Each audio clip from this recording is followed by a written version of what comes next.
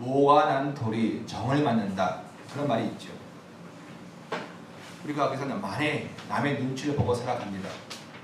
개만 그렇습니까? 우리 국가의 역사도 마찬가지입니다.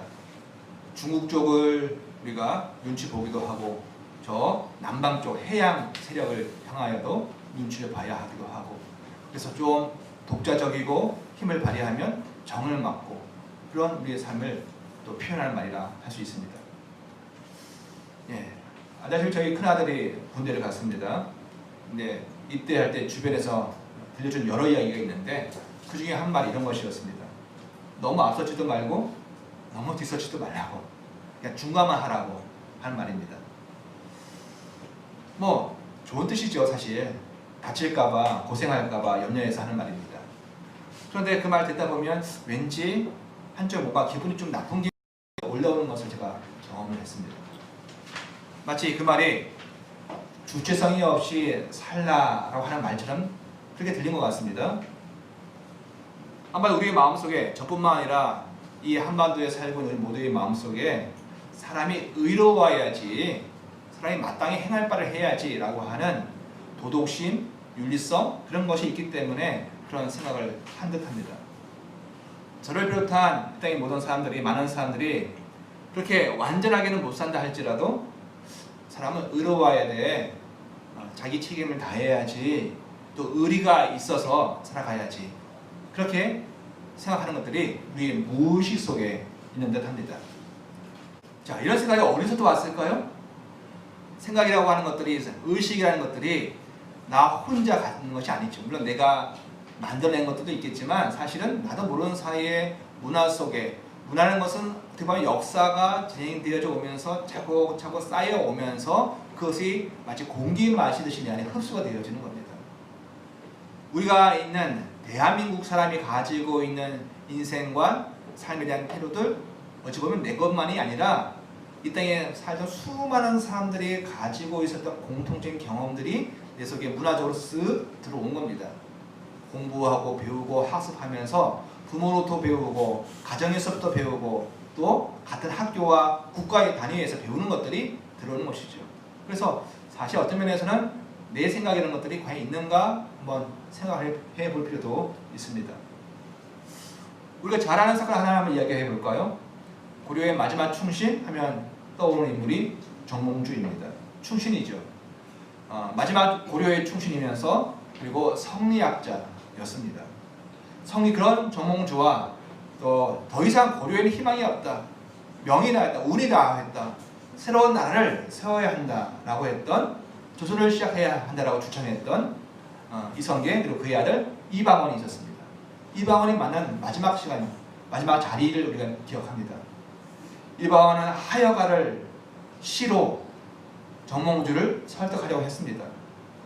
정몽주가 가지고 있는 뛰어난 학식, 경륜, 그것을 가지고 더 이상 민초들을 압제하고 못살게 하는 고려의 마지막 충신이 되지 말고 새로운 나라를 한번 만들어서 같이 좋은 일을, 아름다운 일들을 만들어 보자라고 했습니다. 이런 거죠. 이런들 어떠하리, 또 저런들 어떠하리, 만수상 드렁치기, 여기서 이제 칭덩쿨이 얽혀진들 그 어떠하리, 우리도 이같이 얽혀서 한평생을 누리리니, 그렇게 한 것이 하여가입니다. 왕조가 바뀌는 것, 고려가 바뀌고 조선이 바뀌는 것이 무슨 의미가 있는가? 결국 민초, 백성들이 잘 살게 하는 것, 거기에 우리가 마음을 같이 해서 함께 하자라고, 그 혁명에 동참하자라고 이방원이 설득한 겁니다. 그런데 정몽주는 성리학자답게 답을 하지요. 그 답이 바로 단신가입니다. 이 몸이 죽고 죽어 100번 고쳐 죽어, 백골이 침토되어 넋이라도 있고 없고, 님이 향한 일편단신이야 가실 줄이 있으리라.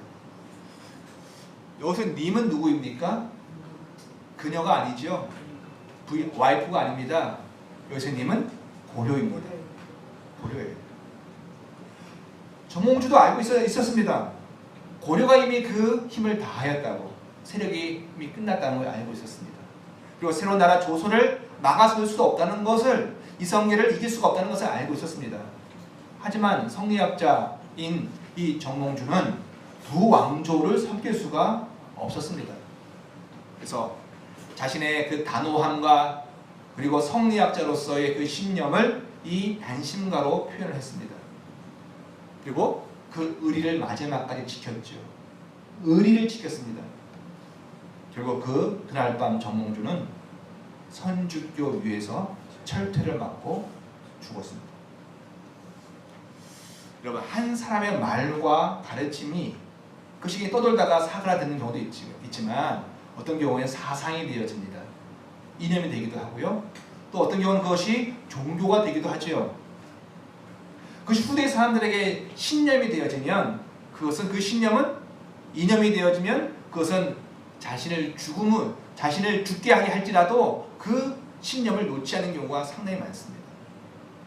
죽음으로도 제어할 수 없는 강력한 힘을 갖게 되어지는 것이죠. 그래서 말이라는 것이 엄청 위험하기도 하고 중요하기도 합니다. 말이 사상이 되어져서 그 힘이 생기면 사람들이 그것을 이념으로 사상으로 받들게 되어지면 자기의 죽음을 들여서라도 그것을 지키고 따르게 되어집니다. 그것이 옳은 방향이냐 아니면 틀린 방향이냐 그것을 떠나서 말에는 그러한 힘이 있습니다. 우리의 말에도 힘이 있습니다. 살리는 말이 있고 사람을 죽이는 말이 있습니다. 우리의 말에 그 의미가 있기 때문에 그렇습니다. 하나님도 세상을 뭘로 창조하셨어요? 말씀으로 창조하셨어요. 그런데 하나님의 형상을 받아 창조함을 받은 인간도 예수 안에서 하나님의 자녀로 있든 아니면 세상 속에서 하나님과 단절되어져 있는 우리가 얘기하는 죄인의 상태로 있든 그 말에는 힘이 있습니다. 이것이 하나님의 창조의 비결이기 때문에 그렇습니다. 어쨌든 여러분, 한자에 의자가 있습니다. 의자. 그 중에 오를 의자가 있죠. 오를 의자는 어떻게 형성이 되어 있습니까? 위에 있는 글자가 양자입니다. 양자.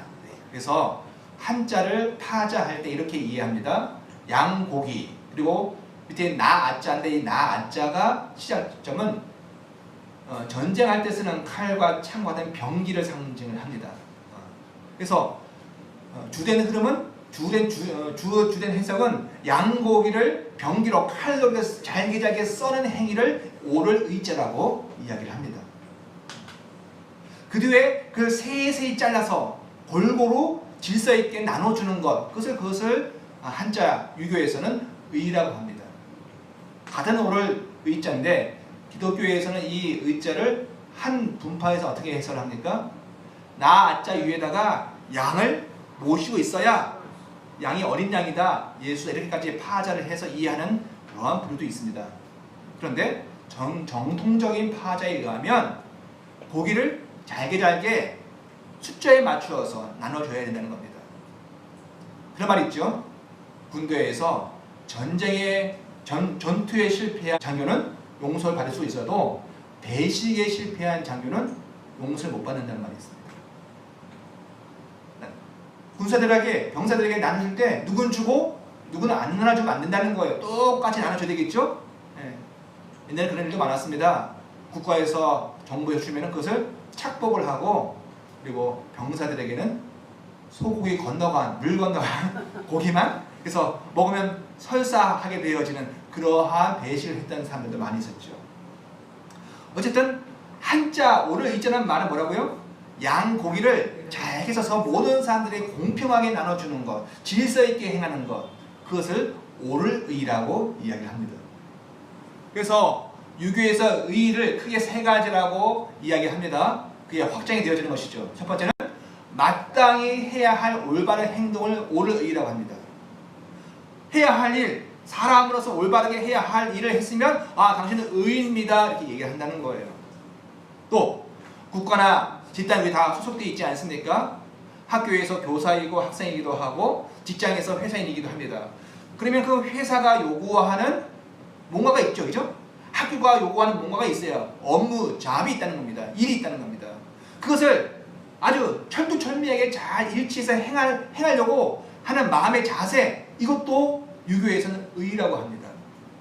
그러니까는 고려의 시라면은 고려에 끝까지 충성을 하는 게 의인이 되어지는 거예요. 조선의 신하면 끝까지 조선의 신하로서 직무를 다하는 것이 의인이 되어지는 겁니다. 세 번째로는요, 사람이 각각 입장이 있지 않습니까? 입장, 남편의 입장이 있고 아내의 입장이 있고, 그리고 회사에서도 사업주의 입장이 있고 직원의 입장이 있고 부모로서의 입장이 있고 자녀로서의 입장이 있죠. 다들 자기 입장에서만 얘기하죠. 그러게 되면 갈등이 생깁니다. 그런데 어쨌든 자기 사람의 입장이 있고 지위에 있는데 그 지위에 걸맞게 옷차림도 하고 그런 태도들, 그리고 그가 요구하는 도덕의 규범을 행하고 있는 것을 유교에서는 의라고 합니다. 그것을 의롭다 얘기하는 거예요. 특별히 세 번째, 도덕규범으로서 의는 이런 겁니다. 자식의 도리가 있죠. 그 유교에서는 자식의 도리가 있다라고 얘기하는 거예요. 또 부모의 도리가 있다라고 얘기합니다. 신하로서 지켜야 할 도리가 있다라고 하는 겁니다. 그렇게 도리를 지키고 살아가는 것을 유교에서 뭐라 그래요? 의롭다라고 하는 거예요. 맹자는 더 나아가서 그 의를 수오지심이라고 불렀습니다. 이 숫자는 무슨 숫자일까요? 부끄러울 숫자예요. 오자는요, 미워할 오예요. 오. 그리고 그러한 마음, 즉 자신의 잘못에 대하여 아주 극도로 수치스러워하는 거예요. 그리고 타인의 잘못에 대해서는 미워하는 것, 그런 마음을 갖는 것을 맹자가 이야기하는 수오지심이라고 말합니다. 그러니까 유교 전통에 있어서 수오지심, 의에 대해서 수오지심을 가지면은 자기가 어떠한 도덕과 규범과 마땅히 해야 할 것을 하지 않았을 때 가지게 되어지는 부끄러움의 마음이 생기겠죠. 그 부끄러움을 어떻게든 처리를 해야 되는 거예요. 그래서 이 유교 문화가 동양에 쫙 깔려 있습니다. 지금이야 대한민국의 유교 국가다 얘기하지 않습니다. 일본이 유교 국가라 얘기하지 않는다고요. 중국이 유교 국가도 아니에요, 사실은. 그럼에도 불구하고 몇천 년 동안 그 문화가 사상이 딱 점여져 있어서 사람들의 마음속에 나는 유교 신자가 아니라 할지라도, 나는 조선한 성민의 사람이 아니라 할지라도 사람은 의로우면 사람이 부끄러움을 알아야지, 이런 말을 하는 거예요. 그 부끄러움이 그게 나라면 그 부끄러움을 어떻게 처리할까요? 한번 상상해 보시죠. 다른 사람이 잘못과 다른 사람의 옳지 못한 행동을 봤을 때 미워한다고 그래요. 그래서 여러분, 우리가 사람의 옳고 그름 의에 대한 것들이 어떠한 사상과 어떠한 생각을 가지고 있느냐, 더 나아가 종교까지 가면 어떠한 종교로서 그것을 바라보고 있느냐에 따라서 전혀 다른 것이 나오는 거예요. 죄는 미워하되 사람은 미워하지 말라는 말이 있습니다. 그건 기독교 사상에서 나온 이런 거예요. 그렇죠? 기독교에 있어서는 사람은 미워할 대상이 아닌 것이에요. 그러나 그 죄는 단죄해야 돼요. 그래서 자식이라도 그 죄를 지었으면 처벌받게 하는 겁니다. 그러나 그 사람 자체는 미워하지 않는 것이 기독교 사상이에요. 그러나 유교에서는요, 잘못을 저질렀으면 사람을 처단하는 겁니다. 내 자신에 대한 부끄러움이 발생했으면 다 숨겼었는데 그것이 발각이 되어질 위기에 있으면 스스로를 어떻게 처단시켜야 되는 거예요. 그게 유교에서는 의로운 겁니다. 일본에서는 그것을 가지고 활복을 한다고 얘기하기도 하고요. 그리고 우리나라에서는 자결을 하기도 하고 혀를 깨물기도 하고 다양한 방법으로 그 의를 실행을 했던 거예요. 그리고 유교의 유교가 여러 분파가 있는 겁니다. 명리학도 있고 여러 가지 있죠. 그 중에 하나가 바로 성리학이에요. 성리학 학파에서 의를 가장 확대한 것이 바로 의리. 여러분, 의리를 지켜야지, 그죠? 그럼 저하고 의리 지켜야 될 거 아닙니까? 여러분, 우리 의리 지킨다고 하는데 아멘 하면 이거 뭔가 제가 말씀 잘못 전한 것 같은데 여러분, 우리는 누구나 쉽게 의리 얘기를 합니다. 그렇죠? 의리는 뭡니까? 의리는 뭡니까? 의를 원리라고 한다고 한다면 그것을 합당하게 실행하는 것이 결국 이가 되어지는 거예요. 그래서 유교의 늘 화두가 논쟁이 뭐냐면 원리에 맞게 살아. 이 원리를 중요시 여겨야 되느냐, 의의를 중요시 여겨야 되느냐, 아니면 그것보다 이 실행 속에 삶 속에 적용을 더 중요시 여겨야 되느냐, 이를 더 중요시 여기느냐, 이왕으로 갈 거냐 아니면 이로 갈 거냐, 그 논쟁이 수없이 있는 거예요. 그런데 성리학은 어떻게 해요? 이 의를 결국 의리로 집중해서 이야기하는 거예요. 우리는 현대 와서 많은 이야기를 합니다. 의리를 지켜야지, 그죠? 의리를. 그럼 알고 보면 나도 모르는 사이에 성리학적인 영향을 받고 있고, 기독교인이면서도 기독교인이 아니라 성리학의 입장에서 의리를 요구하고 있는 사람들이죠. 그렇게 보면 우리가 정몽주가 그런 선택을 한 것이 너무 자연스러운 거예요. 그렇죠? 그냥 일반 시민도 아니었고 성리학자, 이제 막 조선의 고려에 이제 성리학을 도입을 했던 이 이후에 이 정몽주가 거의 초기의 학자였는데, 이 정몽주가 자신이 죽을 것을 알면서도 뭘 지켜요? 의리를 지키는 것. 이것은 너무 자연스러운 거예요. 철저한 성리학자로서, 성리학의 사람으로서 그가 살다가 죽은 것이기 때문에 그렇습니다. 정몽주의 의리는 철저히 성리학 원리를 충실하게 따르는 것이죠. 성리학자로서 정몽주는 아무리 조선을 세우고 거기에 새로운 나라를 창건하고 백성들을 옳게 세우는 것도 중요하지만 뭘 지켜야 돼요? 그 사람에게서는 고려와의 의리를 지켜야 되는 것이었습니다. 저버릴 수가 없는 것이었어요. 성리학의 관점에서 봤을 때에는 정몽주는 뭐예요? 의인입니다. 의리를 저버리지 않았기 때문에 그런 거죠. 그것에 반해서 같은 성리학자임에도 불구하고, 같은 선생님의 제자임에도 불구하고 조선 창건에 앞장섰던 정도조는 그 같은 기준에 봤을 때 뭐가 될까요? 의인이 아니라 배신자가 되어집니다. 그래서 조선 이후의 초기에는 많은 성리학자들이 정도조를 배격을 합니다. 사실 결코 의인이 될 수 없는 거죠. 왜? 의리를 저버렸으니까. 물론 이것은 또한 조선의 관점에서 보면 또 다른 이야기를 할 수가 있겠지만 말입니다. 그럼 어쨌든 이 같은 의와 의에 대한 사상은 조선에만 남아 있었어요? 계속 말씀드리는 거지만 바로 그 사상은 오늘까지 우리 속에, 우리의 호흡처럼 우리의 삶 속에 점여들고 있습니다. 공기와 같이 우리 속에 있는 거죠. 알게 모르게 현대를 사는 우리에게도 스며들어 있습니다. 의를 중요하고 마땅히 해야지, 마땅히 해야 되는 거 아니야?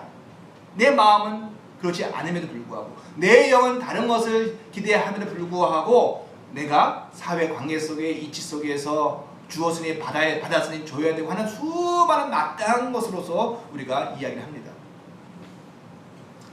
그 근원이 무엇인지 모르더라도 그 말을 우리가 사용하고 있는 거죠. 요즘 의리는 어디서 많이 듣습니까? TV에서 많이 듣습니다. 우리가 봅니다. 개그 소재가 되어져 유행을 합니다. 의리라고 사람들이 의리를 많이 이야기합니다. 그 속뜻이 무엇인지 모르면서도 이야기합니다. 그러면서 그 의리가 이야기하고 있는 삶을 또 살게 되어지는 것이죠. 그렇습니다. 말과 특별히 사상이 들어있는 말은 참 무섭습니다. 10년, 20년이 아니라 몇백 년을 걸쳐 가더라도 거기엔 사상은 사람들을 움직이게 만듭니다. 사람에 영향을 미치지요. 또 말씀드립니다. 영향을 미친다고 해가지고 그것이 옳은 거예요? 그건 아니에요. 옳든 그러든 좋은 쪽으로 갈 수도 있고 나쁜 쪽으로 갈 수도 있고, 그 영향을 미치는 그 자체를 얘기하는 것이죠. 자, 오늘 우리는 유교 공부합니까? 성리학 연구하는 거예요? 아니죠. 예배를 드립니다. 그런데 오늘 우리가 유교, 특별히 성리학의 의의를 학습하는 것 자체가 목적은 아닙니다. 근데 왜 이 이야기를 합니까? 오늘 우리 이 본문의 말씀을 이해할 때 중요한 도움이 되기 때문에 그렇습니다. 우리 16절 말씀을 다시 한번 읽겠습니다. 시작. 지나치게 의인이 되지도 말며 지나치게 지혜자도 되지 말라. 어찌하여 스스로 패망하게 하겠느냐. 아멘. 물론 16절에서는 좋은 쪽에 우리가 그냥 피상적으로 봤을 때는 의인과 진에 대한 이야기를 하고 있고 17절에 대해서는 무슨 이야기를 합니까? 예, 17절 보면은 악인이 지나치게 악인이 되지도 말며 지나치게 우매한 자가 되지도 말라고 하는 대조 대꾸를 사용합니다. 이건 뭐 특별히 말할 필요가 없는 거죠. 그렇죠? 악인이 되는 것과 또 우매한 자가 되어지는 것을 누가 즐겨하고 좋다고 얘기할 사람이 어디 있겠습니까? 그래서 17절을 읽을 때 우리의 마음속은 그냥 자연스럽게 글을 읽게 되어집니다. 그런데요, 16절을 읽을 때는 왜 걸려요? 뭐지 이거? 우리가 가지고 있는 일상의 생각과 다르게 하나님이 우리에게 말씀하십니다. 지나치게 의인이 되지 말며 지나치게 지혜롭게 지혜자가 되지 말라. 이게 도대체 무슨 말인가? 당황하죠. 여러분, 우리가 성경 전체적으로 봤을 때 하나님은 늘 누굴 찾으셨어요? 늘 의인을 찾으셨어요. 창세기 6장만 보더라도 의인 누구밖에 없었습니까? 노아밖에 없었습니다. 근데 노아만 산 거예요. 노아의 가족들. 또 창세 18장에 보면 아브라함이 하나님과 거래를 합니다. 소돔과 고모라가 멸망에 처해 있는데 하나님 어떻게 거기에 있는 의인을 악인과 함께 멸하시나이까? 누구 생각하고요? 조카 롯을 생각하면서 그렇게 흥정을 부리지 않습니까? 깎고 합니다. 했습니다. 그 말을 보면 하나님도 아브라함의 말에 동조하신 것 같아요. 그래요. 내가 어떻게 악인과 함께 의인을 멸할 수 있으랴? 하나님은 의인을 사랑하시거든요. 의인을 원하십니다. 그렇기 때문에 성경 전체에서 의인 되어지는 것은 최고의 화두입니다. 목적이기도 하고요. 그런데 오늘 본문은 마치 성경 전체의 의인에 대한 하나님의 말씀과는 마치 반대가 되어지고 상반되어진 듯 들리게 되어지는 거예요. 지나치게 의인이 되지도 말며 지나치게 지혜자가 되지도 말라. 그런데 오늘 말씀을 보면 이 세상에 의인이 없이 없는 것을 하나님은 한탄하지 않습니까? 근데 왜 이런 말씀을 합니까? 하나님께서 당황스럽죠. 우리가 무엇을 의미합니까? 우리에게 하나님께서 좀 눈치 있게 살아라, 좀 대충 살라는 말인가요 이게? 아니면 이익이 되는 쪽을 가라는 얘기인가요? 원리도 없이 살라는 이야기인가요? 마치 옳은 사람이 되지 말라는 듯, 정직한 사람이 되지 말라는 듯, 거짓말하지 않는 사람이 되지 말라는 듯, 그렇게 이야기하는 듯 우리에게 들지 않나요?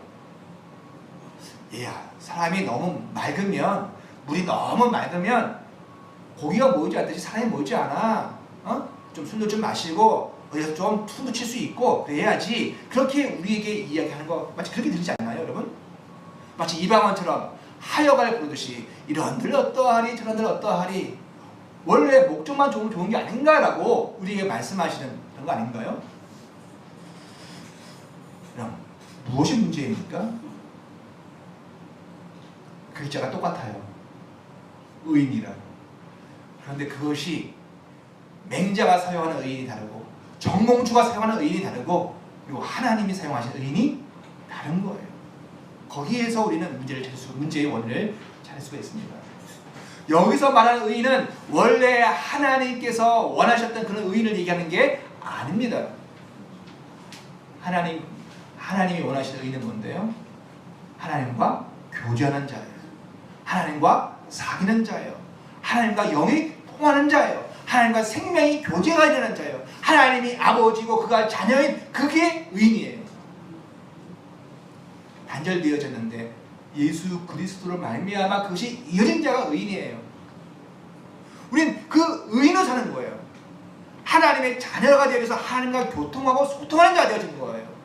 때로 우리의 삶에 연약이 있고 넘어진다 할지라도 그것은 내가 세상의 윤리와 도덕을 완전하게 행하여야 하는 의인이 목적이 아닌지라 하나님 앞에 회개하고 할 뿐이지 사람 앞에 부끄러워하여 수치에 못 이겨서 자기를 차단하진 않아요.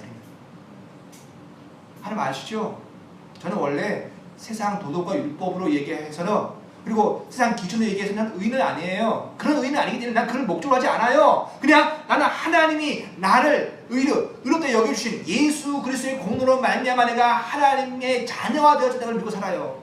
그래서 저는 힘써 정직하게 살려고 하고 힘써 애써 살게 하지만 나도 모르게 나의 본능과 나의 연약함 때문에 넘어지는 거 나도 미워요. 그러나 하나님 나를 좀 불쌍히 여겨주세요. 이게 나오는 거예요. 또 그렇게 넘어진 인생을 바라보면 어떻게 해요? 너가 세상의 기준에 도달하지 못해서 넌 죄인은 처벌받아야 돼. 이게 아니에요. 불쌍한 거지.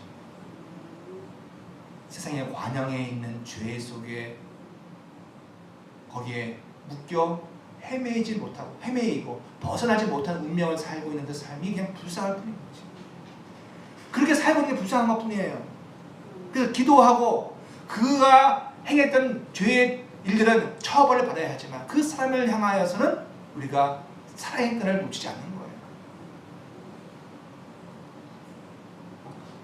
맹자도 이야기하고 성리학으로 이야기했던 그런 의의 기준을 가지고 살아가는 자들이 어디에 있었어요? 성경에도 있었어요.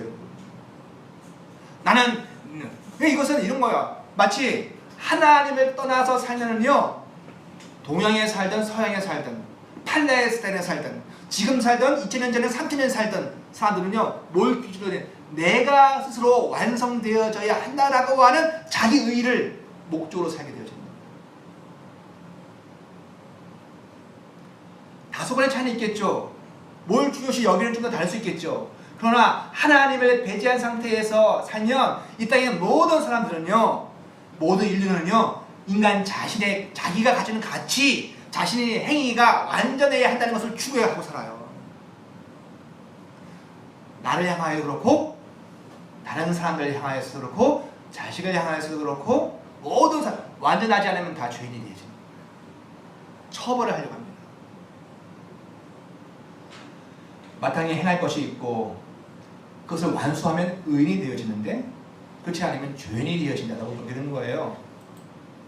사람들과의 관계에서 합당한 도덕 규범을 완수하면 의인이 되어지고 그렇지 않으면 악인이라고 미워하게 되어지는 겁니다. 여러분, 정몽주는 무엇을 추구하고 살았어요? 결국 그런 의인 되어짐을 추구하고 살아간 거예요. 고려의 신하로서 의리를 지켜가며 살아가는 것, 그것이 자신의 의라고 생각한 거예요. 여러분, 이것이 어떻게 연결되어집니까? 고려 끝났어요. 조선이 되어졌습니다. 조선 때 임진왜란이 일어났을 때 외국에서 우리를 도와줬어요. 바로 명나라가 도와줬습니다. 너무 감사한 일이죠. 나중에 시대가 바뀌어가지고 명나라 말고 이제 중국의 새로운 패권을 가진 나라가 섰습니다. 한족이 아니라 다른 청나라가 섰어요. 그래서 이제는 힘이 어디로 쏠렸어요? 명에서 청으로 쏠렸습니다. 이제 누구한테 잘 보여야 되는 거예요? 청나라하고 교제하고 청나라의 마음에 불편을 주면 안 되는 거였었습니다. 그런데 조선에는 이 성리학자들이 역시 많았어요. 아직까지 뭘 했을까요? 의리를 지켜야지. 그 의리가 뭐보다 중요했습니까? 백성들의 생명보다 더 중요한 거였었어요. 그렇게 일어나는 게 뭐예요? 청나라를 배척한 거예요. 이 오랑캐, 우리는 오랑캐하고 안 사귄다. 우리는 우리의 형님, 우리 아버지 같은 명나라만 섬기겠다라고 한 거예요. 명나라 가만히 있어요? 들어왔죠. 처참하게 깨졌습니다. 그게 바로 병자호란이죠. 수많은 민초들이 처참하게 죽임을 당했습니다. 살인을 당했어요. 고통을 당했습니다. 그러나 그것보다 대의, 우리가 명나라와 의리를 지키는 것이 더 옳은 것이다라고 여겼던 성리학자들에 의하여서 조선은 쑥대밭이 되어졌습니다. 그리고 그것을 그들은 그래도 그것이 의라고 여긴 거예요. 그때만 그랬습니까? 조선 말이 되었습니다. 이제 개방을 하고 개혁을 해야 됐었습니다. 그 첫 번째 조건이 뭐였냐면은 상투를 잘하는 거였었어요. 근데 역시 또 성리학자들, 유교학자들은 이 상투는 뭐였어요? 부모에게 물려받은 마치 부모의 사유 같은 거였었어요. 자르면 안 되는 거예요. 그래서 상투를 자르라니 그냥 자결을 해버렸어요. 대의, 의리, 그것에 목숨을 걸고 그리고 그 근대화가 개방이 늦어짐을 통해서 조선은 일본한테 처참한 또 수욕을 당하게 되어지죠. 이같이 인간이 이념과 사상으로 자기 자신과 타인을 묶고 있는 것들. 그리고 뭐라고 말해요? 우리는 의인이다.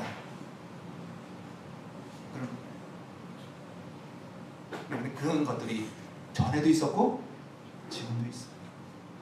여기도 있고 저기도 있어요.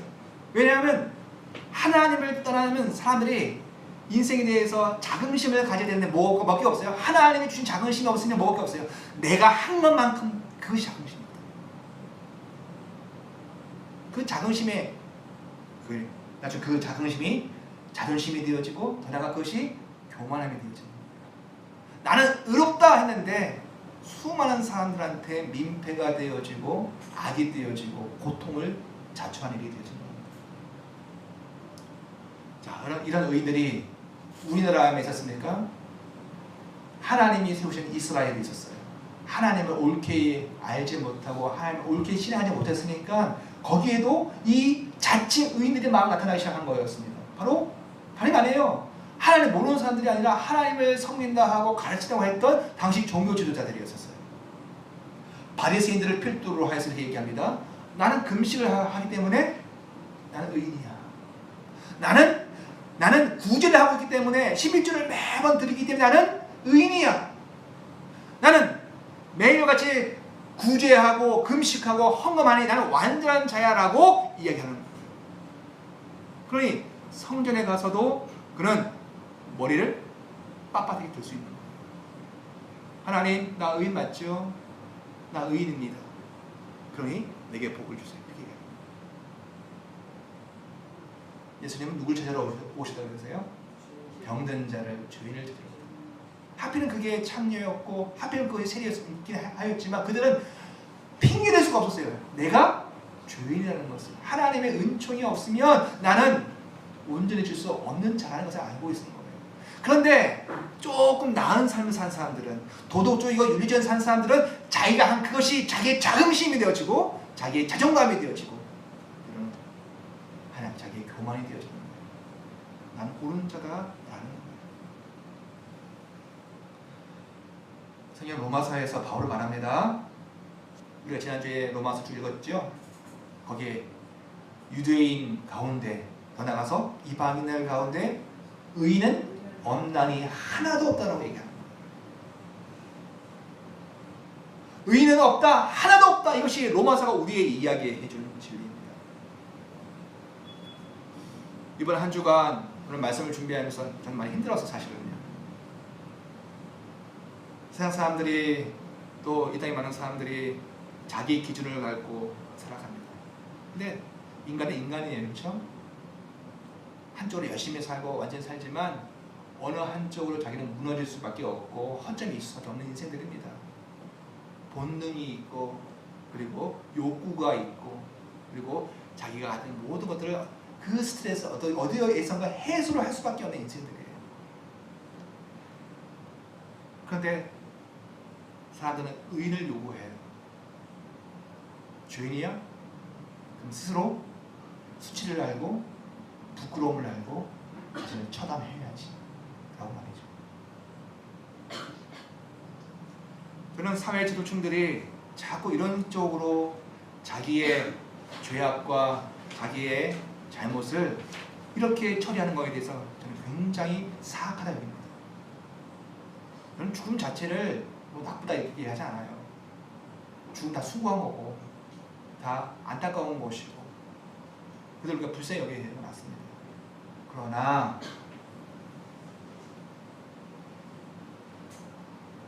스스로 의인되어졌다 적기에 그러한 비난과 수치와 모욕을 감당할 수 없고 그를 자신의 죽음으로 대체하는 것은 이 사회에 결코 좋은 영향이라 할 수 없습니다. 기독교인들은요, 신앙은 자신이 기본적으로 죄인임을 알고 시작하는 사람들입니다. 그러니까 내가 좀 도덕적으로 온전하게 살아서 산다 하더라도 우리는 좀 잘난 죄인일 뿐이고요. 그게 못 살아도 우리는 역시 죄인일 뿐이에요. 잘 살아도 죄인, 못 살아도 죄인. 우리가 의인되어진 것밖에 뭐밖에 없어요? 예수의 피밖에 없고 하나님의 긍휼밖에 없는 거예요. 여러분, 이것이 우리에게 힘이 될 줄 믿습니다.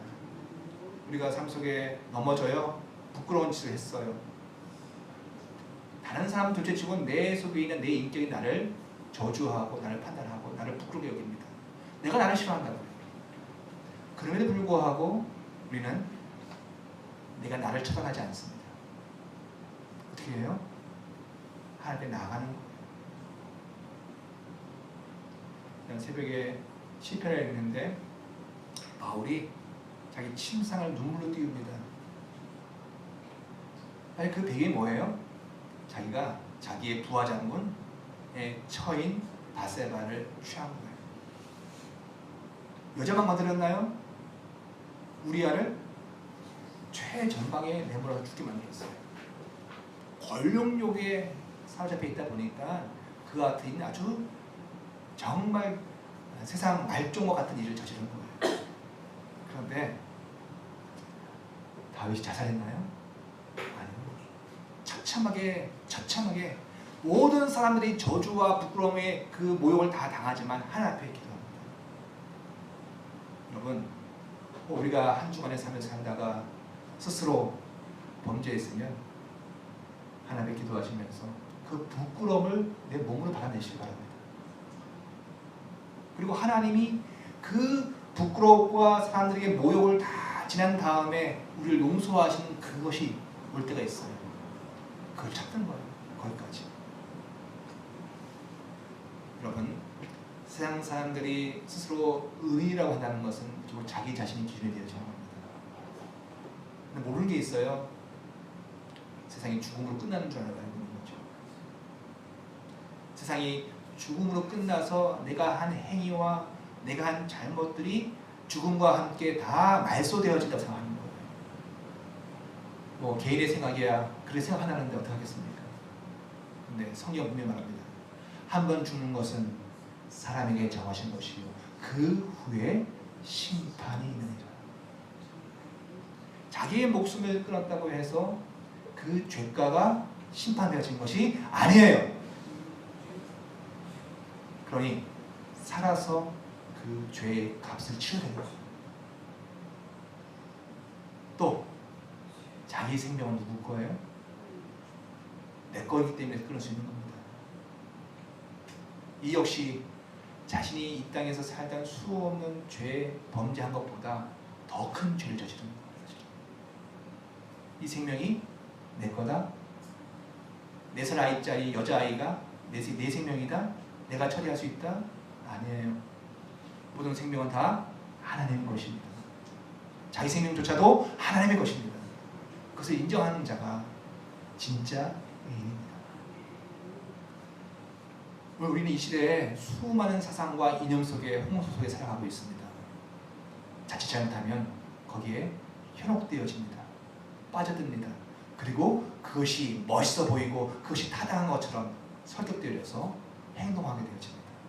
마치 성리학이 지금도 우리에게 의리를 요구하고 있고 너의 수치를 너가 처단하라고 요구하고 있는 것처럼 그런 면에서는 마귀적이고 사탄적인 것입니다. 여러분 깨어있으셔야 합니다. 살아있으셔야 합니다. 말씀에 민감하셔야 합니다. 그래서 오늘 우리가 쓰고 있는 용어와 모든 사상 속에 말들 속에 하나님의 말씀이 흘러가야 될 줄 믿습니다. 이 은혜가 오늘 우리에게 넘치기를 소원합니다. 기도하시겠습니다.